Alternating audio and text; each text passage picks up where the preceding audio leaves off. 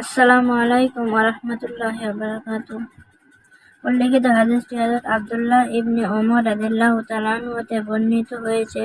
রাসূলুল্লাহ সাল্লাল্লাহু আলাইহি ওয়াসাল্লাম বলেছেন, তিন ব্যক্তির জন্য আল্লাহ তাআলা জান্নাত হারাম করেছেন।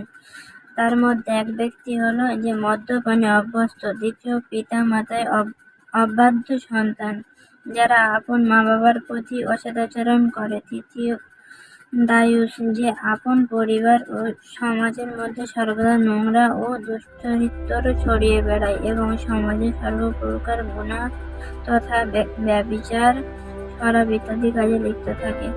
মদ পান করা শরীয়তে হারাম। পিতামাতার সহিত অসৎ ব্যবহার করা, তাদের অবাধ্য হওয়া শরীয়তে নিষিদ্ধ।